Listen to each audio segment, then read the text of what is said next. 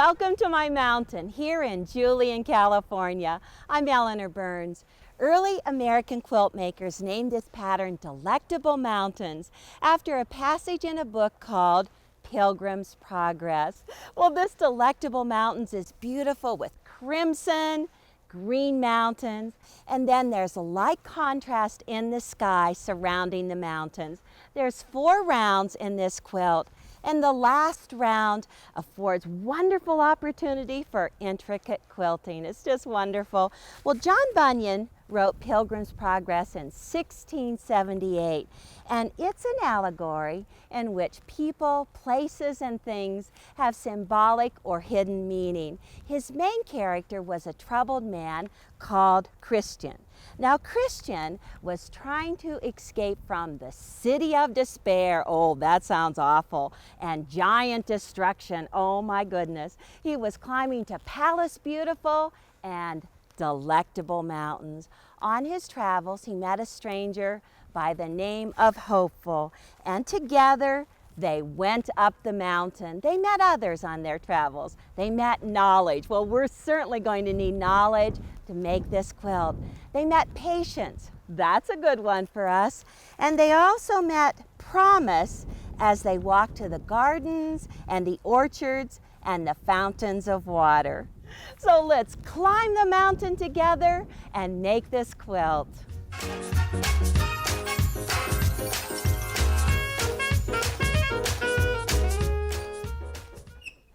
John Muir, father of conservation in America, said, "Climb the mountains and get their good tidings. Nature's peace will flow into you as sunshine flows into the trees." Well, the sunshine is certainly flowing into the trees in this beautiful Delectable Mountain quilt. Well, this is a lap robe. It has 18 mountain blocks in it. This is what a mountain block looks like. The green is the mountain and the yellow is the sky. Now, start in the center. This is a peace star. It has all of the fabrics that are used in the mountains, and oh, a great fussy cut center.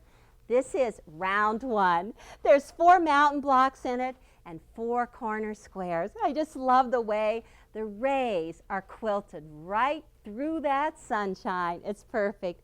Then this is round 2. There's 8 mountains in it. And in this round, I used 2 different values of blue, a medium value and a dark. And then the sky is picking up that same blue in its fabric. It's wonderful. Now, round 3 is only partial. There's 3 mountain blocks on the bottom and 3 at the top, so that you get that rectangular shape for this lap robe. And then the whole quilt is finished off with this wonderful striped border mitered right here in the corners. Oh, it's just wonderful. Now the next one is a wall hanging. It's also a multi-fabric quilt. So start right in the center. That peace star has verdant star points. Wonderful. Then in round 1, it has the 4 blue mountains surrounded by the medium pink in the sky. And then round 2 has the 2 different values again, the medium burgundy and the dark. Oh, the colors of the California sunset, and then a pink surrounding it in the sky. Now Teresa, my friend, pieced this. She said, 3 hours, Elle, she was done. Well, that is certainly a quilt in a day. And then my cousin, Carol Ann, did all of the machine quilting. I love the way she did just the straight lines, the grid going in opposite directions. It's delectable. Now, if you want to do something larger than a lap robe or a wall hanging, how about a queen-size quilt? It has 4 rounds in it. This one is wonderful with the purple mountains majesty. It has green mountains, the forest covering it, and the quilting is absolutely magnificent. Carol Ann did all of the feathered wreaths and stippled tight around all of them. It's wonderful. Now, when you're selecting your fabric, use these rules, and I think you'll do just great. Select 2 different colors for the mountains. Now, in this one, I selected the green and the purple. I did 2 values of each one as well. And notice that this is a medium scale and a large scale with the dark. Once again, medium scale and the large scale in the dark. Well, mountains are easy. How about the sky? I think it's best if you select fabrics with the same value in the ground. And these look like they're all closely matched. Well, the first one should be a small scale print or a solid, ones that read solid from a distance. This one is mottled. It has little different values throughout it. The second one should be a medium scale. It's also the same ground. And pick up the colors of the mountain. This one has the purples and the greens in it. And then the third one is the large scale colors of the mountains as well. Now, so your quilt doesn't look real busy and distracting, go ahead and plan to use the small scale or the one that reads solid more than once in the rounds. Okay, let's start in the center. Let's just grab up these pieces. These are the colors of the mountain. So this will be the center, and that fussy cut for the center square would look perfect. Now, beside this one, I need to pick a good color of a mountain, so I'm going to go with the green. I'm not using it in the center. Perfect here as round one mountain, and I think I'll just put this one together. Make sure they look good. Perfect. This is round one. I need to have round two. And so, because the sky of the previous one is going to touch this mountain, they look good together. How about just using the model piece again? Round two. Okay, round three. Dark purple. Oh, and this one is going to look wonderful with it. The large scale, perfect. And then I'm just going to finish off with this medium scale and repeat with the mottled sky. Well, that's my lined up for each one of the rounds. Let me get my fabric ready. We're ready for round one with 4 mountain blocks. Now, to make those 4 blocks, you need to have 1/3 yard of mountain fabric and 3/4 yard of the sky fabric. That's enough to do the block plus the 4 corners. They're all 9-inch strips. That's easy to remember. So on this piece, I've already straightened the left edge and I lined it up at 0. I'm going to take the 6 by 24-inch ruler, salvage to salvage strips. So just line up that ruler at 9 here, 9 up at the opposite end, and just give it 1 cut. Now this is extra. This is for another quilt, but for this quilt, just get rid of it. Now take this piece and you want to turn it so that it's in the horizontal position. Line up that salvage on the left edge. Let me get it over 0. And so once you have that lined up over 0, take your ruler, cut it at the 0 mark, get rid of the salvage, and then cut at 8.5 inches. We're working with rectangles, 9 inches by 8.5. Now out of 1 strip, you can go ahead and get 2 rectangles. So let me just move it over to the 17 mark and cut it. Now, go ahead and take these pieces and turn them so that you have 8.5 inches in height, 9 inches in width. That's important. Leave them wrong sides together. These are mirror image blocks, so you always have to work in pairs. They're wrong sides together. Now you could just go ahead and mark your own to get that mountain shape. Just take your ruler, line up on the left edge, and then at 2 1/8 inches, just make a little mark right there. And then on the opposite side, make a second mark at 7 inches. And once you have those 2 marks made, you can go ahead and cut right in between the 2. Let me line those up. Just give it a cut. And when you turn them, when you flip this like this, there's your mountain. You've got that gentle slope right there. Now, I have a template that makes it a lot easier, and I'll show you how to work with that. Just make sure it's 8.5 inches height, 9 inches in width. That's good. Take your ruler and line it up on the left edge, along the left edge and along the bottom. That's perfect because these pieces should end up being exactly the same size. Cut backwards because there's a little notch there. Just cut forward and separate them into the 2. And then so you can have this perfect match, just trim off that little notch. I'm going to take this piece, turn it around, line up the template right on that piece of fabric. They should be exactly the same. And then just cut that little notch again. Well, these are my mountains, so let me just go ahead and lay them out like this. Turn them. One stack. And this is my sky. I want to make sure they're 8.5 inches in height. Oh, let's see, and 9 inches in width. This is good. They're pairs. They're wrong sides together. Everything's looking good. Take that template, put it right on the end. Just cut it backwards, forwards. Whoops. Oh, you got to push a little bit harder. Get rid of that notch right there. And turn this one. Make sure they stay in a stack. My goodness, they're coming apart here. And then just trim off that last notch. Okay, once you have them in one stack, it's like dealing cards. You've got to sort them out into 2 separate stacks and make them right side up. So if I take that one, turn it like this, that would be right. If I take this piece right here and separate it, this is going to fit right there, and then this piece goes right there. That's exactly how it's going to look. You make 2 sets of rectangles, all right side up. Let me sew those together for you because it's pretty easy to do. Take this one and flip it right sides together, and when you flip it, you have this little notch. Makes a perfect match right there, and down here on the opposite end, that little notch once again makes it a perfect match. So just take this piece. It's a 1/4 inch seam allowance and 15 stitches to the inch, or a number 2 if you're using a computerized sewing machine. Now this is a great time to use your stiletto to make sure that you line up those outside edges. You can hold the edges together. This is a bias edge, so you want to be careful that you don't want to stretch it. Right here, make sure that that's lined up the whole way along.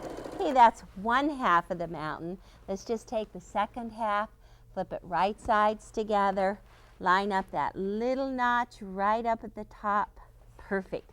And just slide it through like this. Now, down here, once you get it anchored, match the second edge. You can put pins in it or just hold it flat with your stiletto and just zip that right through there. Pretty easy so far. 9-inch strips cut into 9-inch by 8.5 inch rectangles. Now I want to set the seam with the mountains on the top. So just put it on your pressing mat. I do prefer steam. Set the seam with the mountains and then just lift and press right into that seam. So now it's behind the mountain. Perfect. Have 2 halves here ready to go into one mountain. Let me just cut these threads apart and I'll show you. We're just going to lay them back. We'll have that gentle slope going right up and down. Well, these fabrics are easy to work with because they're overall. There's no direction in these overall. But what if you want to get creative? Oh, you can do so many creative things, and I think that's the best part. Now, you could use a stripe fabric for your mountain. I will show you what happens, however. See, the stripes are going along nicely along here. Then when you come to this spot, they're a little bit tighter. You can use stripe if you don't mind this look. Still pretty. Or you could use a 2-way directional fabric. See, the pine trees are growing up in this peak. They're growing upside down in this peak. They're 2-way directional. That's fine. But you get into just a little trouble when you use a 1-way directional. Oh no, they have all these great pine tree prints that you might want to use. Well, when you take the rectangles and cut them apart, just as I did, they are actually mirror image pieces. So watch what happens. With this one right here, when you open it up and put them together, they're both going up, and that's fine. Well, at least 1/2 of the block works.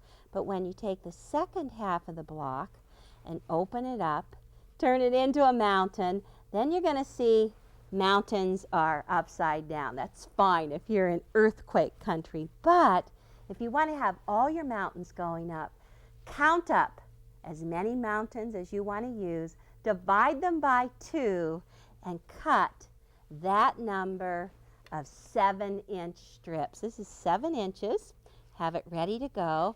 And out of one 7-inch strip, you can get 2 mountains. So start over on the salvage edge, and this time turn your ruler so that it's in this position. I'm going to line up the bottom along here and just cut. You see the mountains are turned right side up. Take that notch, go right down. This is waist right along here. This is the waist part, and then down, cut off the side. Let me get that little tip right up here again.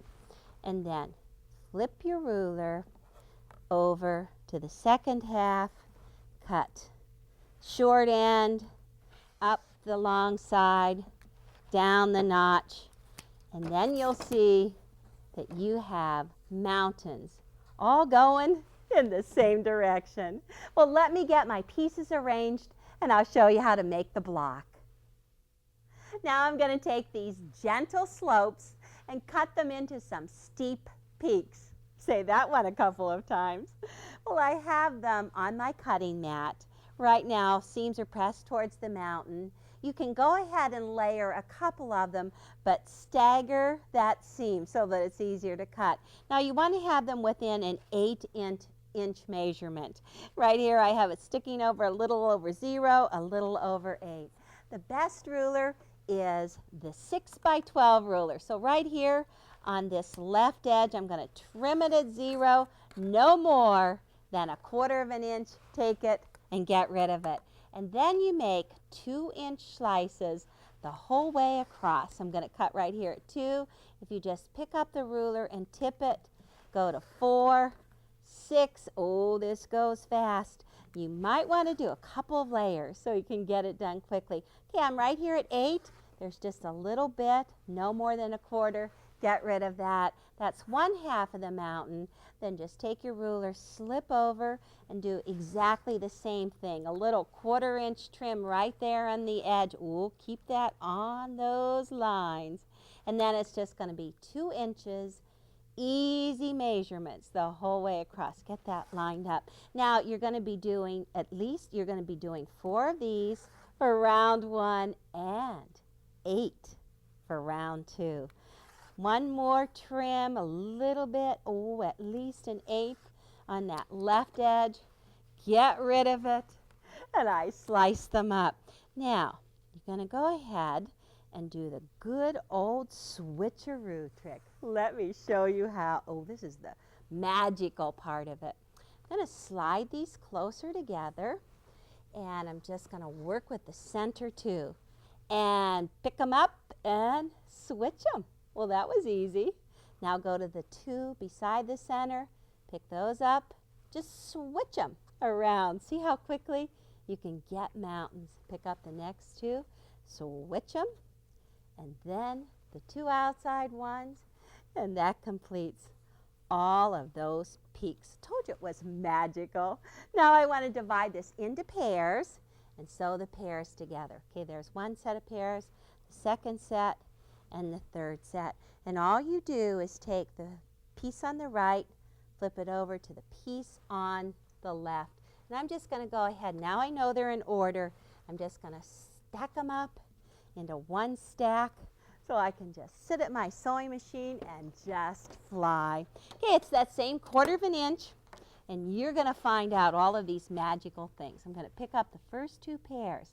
And the best part is that all you need to do is match up the outside edges. Let me get this started and I'll show you that there is actually not anything that you need to match in this except the outside. Nothing to match. Whoa, that is pretty easy. Use your stiletto, keep the outside edges lined up, line up along this side. The second magical thing that I just love is that in these pairs, all of these seams are sloping down. We're going downhill now. Don't have to fight any seams. See how that just lays down flat? That's because we pressed it towards the mountains.